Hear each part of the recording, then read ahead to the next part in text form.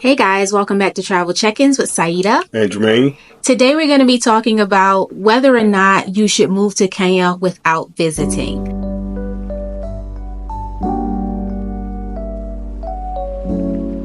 So Germaine, what initially inspired us to move to Kenya? You probably should tell that story. We initially came to Kenya in 2017 and we had come on a missions trip and we were with our team and we was driving all around Nairobi, and just with every little experience, I was just feeling like I was in a place where I belonged, in a place where I fit. I was seeing billboards with just everybody was African, everybody was black. And so I told Germaine, I was like, we should move to Kenya. And Germaine was just not really down for the idea, and that was 2017. But after some years, I think the Lord changed his mind. Would you say it was the Lord? Yeah. We came back. Or was it me? Did I nag you? Yeah. I did. But Lord too. We came back again.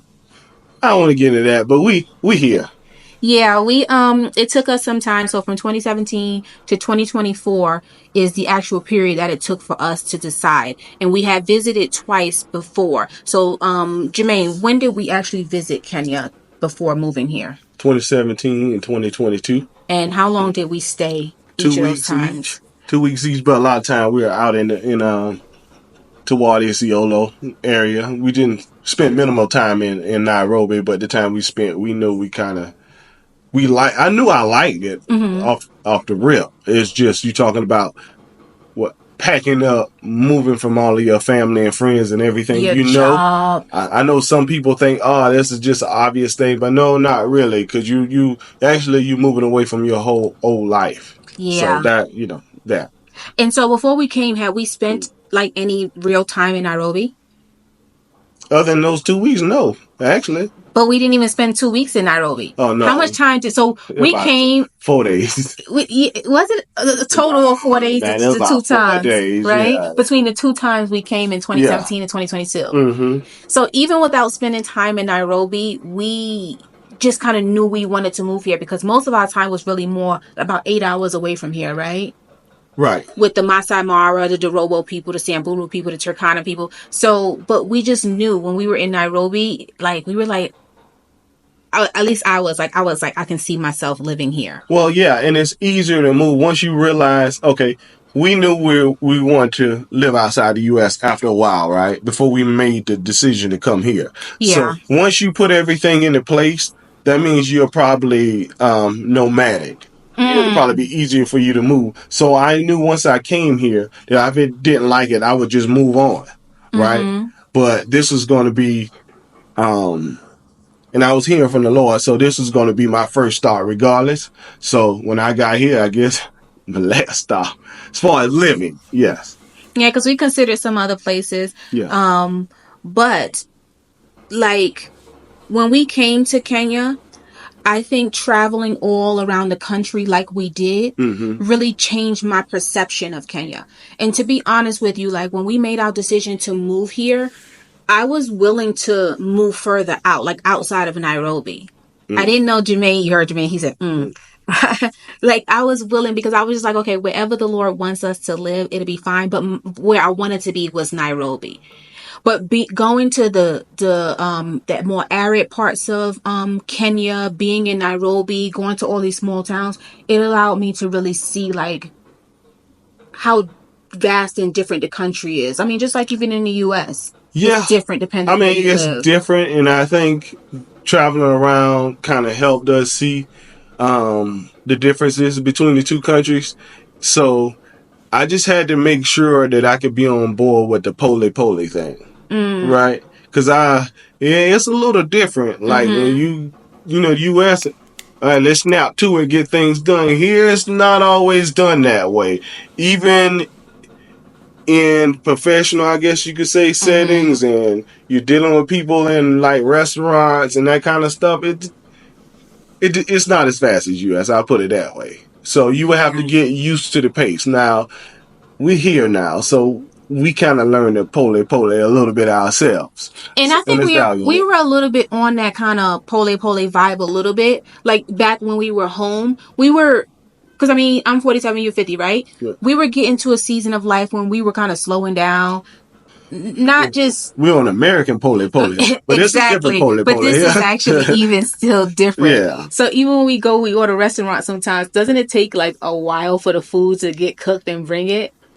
Here, when we went to Donor, and we have a video on this particular restaurant if you guys want to check it out. Yeah, but I don't mind if it takes a while if it's good. Me either. Okay, yeah. So when they cook it from scratch, like pole makes sense. It's not fast food because they're cooking your food in the grill. You know what I mean? Yeah, so some pole is good. So, Germaine, how is the housing different in Kenya compared to the U.S.? Okay, when you're in Nairobi, it's pretty close to the U.S., right? We got modern accommodations here, and we chose a place with that. Super modern, yeah. I will tell you, like, we visited a place, and we looked at the gym, and the gym bathroom was actually, and I think it was the women's bathroom, right? It was the men's and the women's. Yeah, they had two. They had one of those squat toilets. Yeah. Which means you got to, your knees better be right because you got to squat. Yeah. So now, that's the one thing when we looked at that apartment complex, I was like, I'm not going to move here. And it was actually nice kind of other than that. Other than that. But like, I mean, if I'm working out, I just don't want to have to go to a squat toilet. That's just like, it's not something that's common in America. I don't know if it's common here, but we saw it. Yeah, we saw it. So, and we've used plenty squat toilets here, but in my daily life, living in my apartment building, that's not something that I want to have to experience. You use squat toilets because you are out. Yes. Yeah, that's a little different. You go out now. Yeah. Hey. And one of the other differences is, like power outages. The power doesn't go out for a long time, but it does go out frequently. Germaine and I be sitting here watching a movie, and the power will go out for a few seconds, and then it'll come back on. Sometimes it's so quick, I didn't even realize the power went out. Yeah, sometimes we sitting here, it'll go off, come back on, and all the lights will come on. That's the only reason we know the power went out. Yeah, it'll come on in here, but it's not like a long. It could be like a second. Yeah, it could be like a second or 2, 5 seconds. Whereas in the States, it's usually related to a storm or And that's rain. The difference. When it rains really hard here, the power doesn't go out. Right. The power went out here, so it's a little different, but yeah. So that's something. So how important is it to experience Kenyan social norms firsthand before committing to living here? And I guess I can talk on that subject because one of the things that that's different here is the society and how men and women interact. One of the things I love about being here in Kenya and in Nairobi is that I can just really rest in being feminine. I noticed like when we're in the U.S., a lot of people ask me questions. They divert to me. But here, everybody goes directly to Germaine. Like men, when they come up, they speak to Germaine. They don't even speak to me. And I'm just totally 100% fine with that.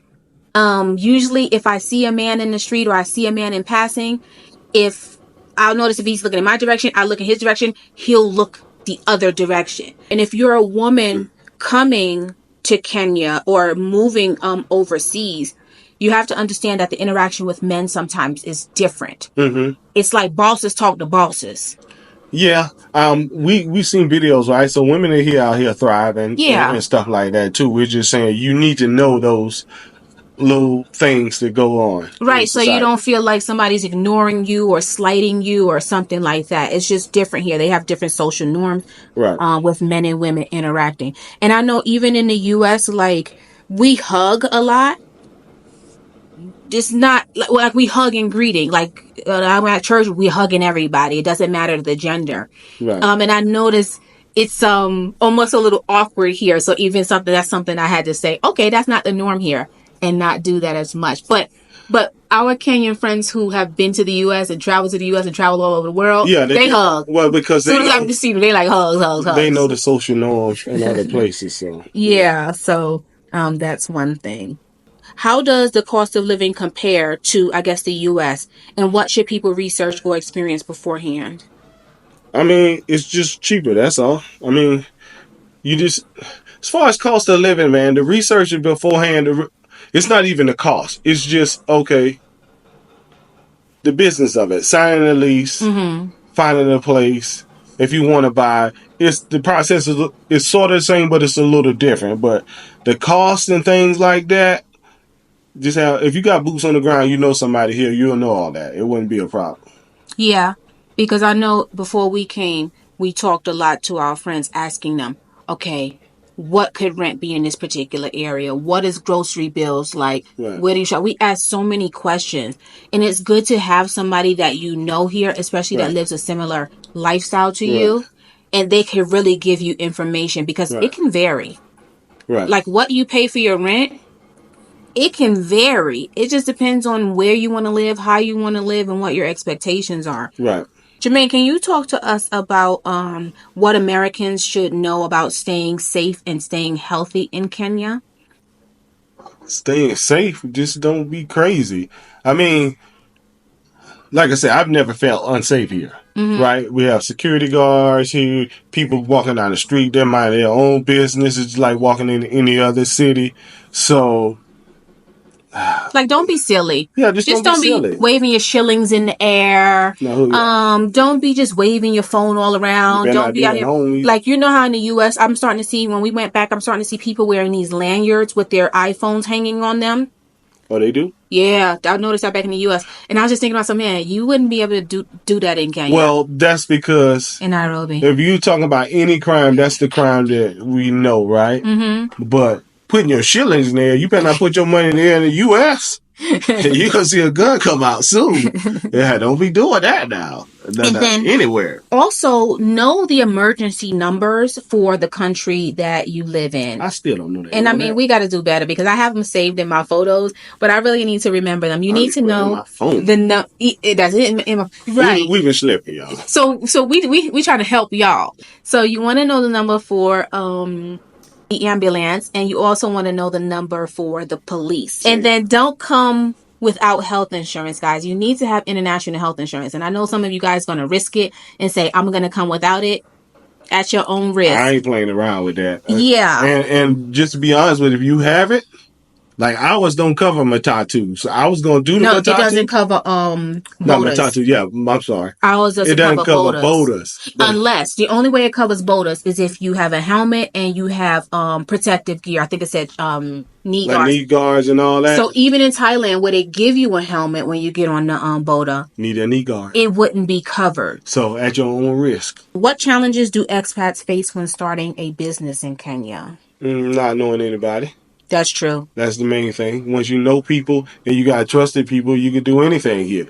You have to know somebody. You're not just going to go out there on your own and just say, I'm just going to make it happen. No, It doesn't work that way here. Yeah. And then the other part would be sourcing equipment for your business. Depending on what kind of business you start, the equipment you need may not be available in Kenya. So if you're thinking about starting a business here that's going to require equipment, then you want to do that research before you come over. Yeah, we had a friend who's been here, right? He went to church with us. We were talking about, hey, coming for a little longer. He was like, his business, he can't find the equipment here. Yes. So that's a thing too.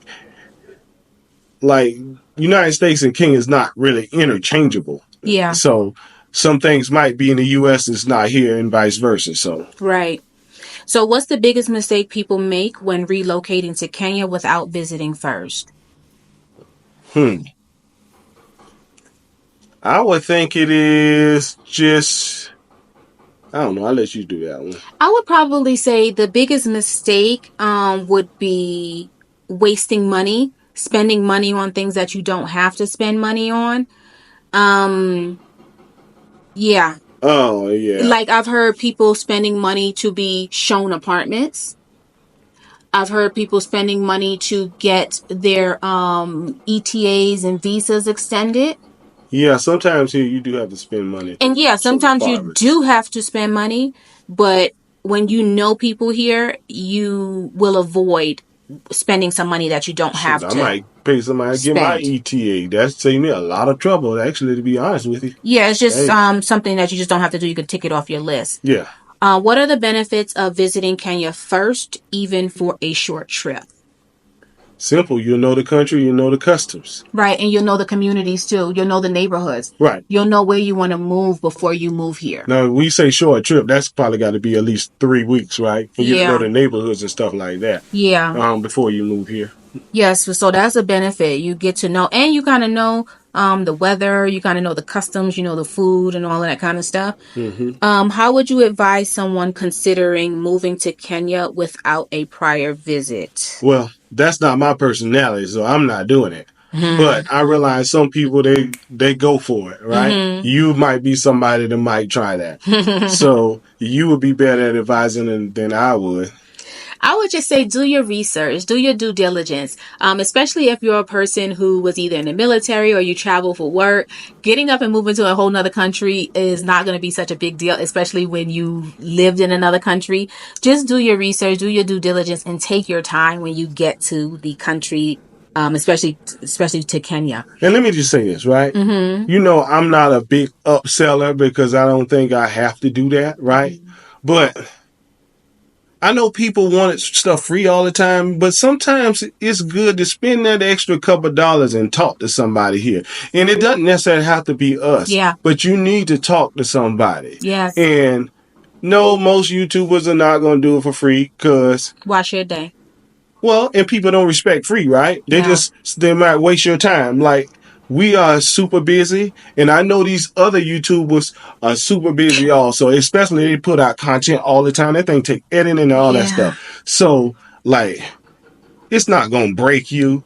I would definitely talk to somebody. Right. Unless you got people here already. If you got people already you know and trust, hey, man, you already got it. But if not, man, do your real research, invest in yourself. Right. And talk to somebody. And we have a link in our description if you want to hop on a call with us, or if you want to schedule for us to help you get your situation together as you come into Kenya and learn your kind of way around. It's always good to know people. It's always good to have a community, and we would love for you to be part of our community. There is a link in the description. So last question. What's one experience or location in Kenya that you think is a must for anyone thinking of moving here? Well, I could only go for me, right? The Mara was it was like probably my top dream since a kid. So that was it for me. And that's sentimental kind of stuff for me. But when I say Mara, I mean Masai Mara. I know. Let me see. So, like, one experience that you just have to experience, it would be the Mara. It would be the Masai Mara. Yes, absolutely. But I wish I could think of the name of that hotel we stayed at. That was actually not even a hotel. It was more like a cave. Like, if I could think of the name of it. Germaine, that was one of the best experiences. It was scary. It was weird, but it was one of the best experiences. Now, that's one of those experiences that you won't get in the U.S. I don't know what the name of it was. I know it was probably like 2 hours past Isiolo up in the mountains, right? Yes. Maybe, yeah. Something like that, yeah. And we have a video of this place. The place is completely carved into the rocks in the mountains. They said it wasn't carved into the mountain. They said something. I don't know. I don't know how it is, but coming from America, it looks like it was in the rocks and in the mountains. We got it in our videos. Is it one of our old videos? We do. And that's before we even thought about really doing YouTube, but we was doing it as documentation. Yes. So the place was like the Flintstones. And like it was no doors on there. I gotta look that up. Man, it was if we can remember the name of the place, we'll let you guys know. But that experience, waking up and sitting on the cliff and watching the sunrise and hearing it just be so quiet. Can't you put the link on? I'll probably try to look for the video. Yeah. Okay. But it was no noise. It was so quiet. If we remember this place, we will go ahead and give a link to you guys so you can check this place out. And I know we also have a short that shows this place. But that's what we have for you today, guys. Make sure you like this video. Make sure you subscribe. Make sure you drop any comments that you have in the comment section. And if you want to schedule a time to chat with us, you can hit the link in the description. And if you want us to help you put together an itinerary for your visit or your move to Kenya, there's also a link for that in the description as well. We will catch you guys in the next video. Anything else for the people? Bye-bye.